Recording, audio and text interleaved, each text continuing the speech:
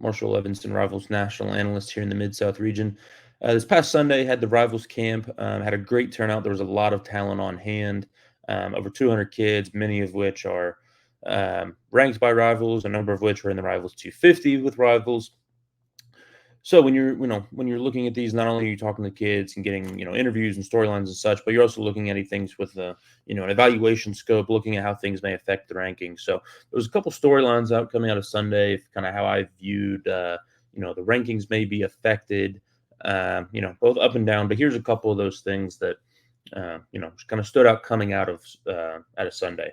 The first one is, number one is here to stay. When it comes to number one prospect in 2026, Jakeem Stewart.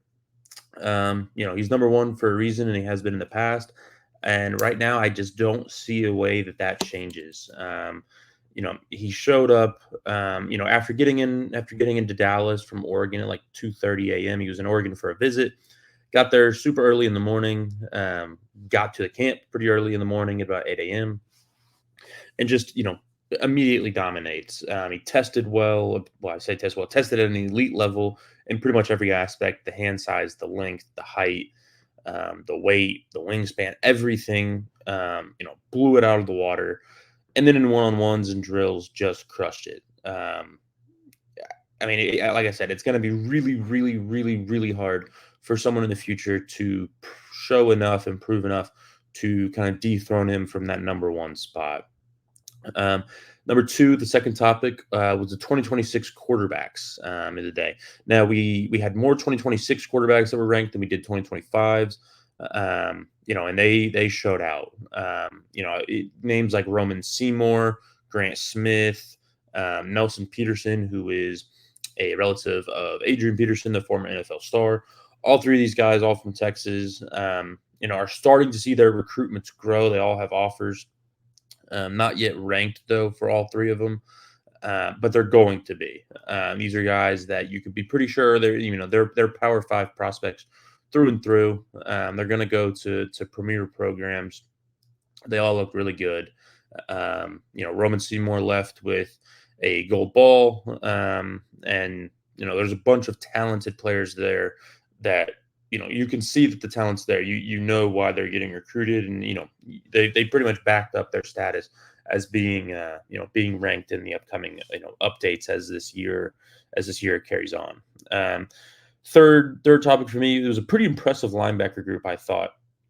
There's a couple guys that were committed, a couple guys that were receiving offers, and there was a couple guys that really did not have much attention coming into it, and now it's like, okay, yeah, I can see this guy's going to be a legit player. Texas Tech had a linebacker, Brock Golwas. Oklahoma had one, and Marcus James. 3-star Bo Onu. MVP was Jonathan Cunningham, who has a number of offers himself. Probably 2025 for this, but one of the more surprising guys of the whole entire weekend is actually one that was invited from Saturday's combine to Sunday's camp, and then left Sunday with a gold ball at linebacker, and that was Melissa's Peyton Porter. A lot of these guys were, maybe some of them were a little bit surprising. Obviously, some of them are committed, so that they, obviously they have the talent. But I thought all of those guys kind of raised their stock as far as being in discussions for higher rankings when it comes to it. And linebacker, maybe not the position you go in thinking super high of going into a camp like this, but it was one that stood out pretty much the entire day. And then the final thing for me, couple 2027s. Obviously, the 2027s are not ranked yet. That'll come later this year. Probably the top 100 and kind of those initial names to look out for. But there's two guys that kind of stand out above the rest in the Mid-South right now for me. One of them is quarterback Peyton Houston. He's got 14, 15 offers of his own. Schools like A&M, Ole Miss, Mississippi State. Big programs that have extended offers to him. Quarterback, he's 6 foot, 180, 190 pounds, and he can rifle it. I really like the way he throws. I like his demeanor. I like the way he goes about things. I really just like him as a player. He will be one of my top guys, in 2027 when it comes to those first rankings. And then with that, is DeSoto wide receiver, Booby Feaster, Ethan Feaster, Ethan Booby Feaster. Um, Over 40 offers. I think he might be over 45 at this point. He has an offer from pretty much every program that's worth anything in the country. Um, has had offers for a couple years now, going back to middle school. Had a fantastic freshman season at DeSoto. Um, can't remember how many yards he had, but I mean, I think it was 500, 600 yards as a true freshman. At one of the best programs in the state. So that alone just kind of tells you what he's going to do. But obviously, he came out to this camp and he's facing guys that are 2, 3 years older than him.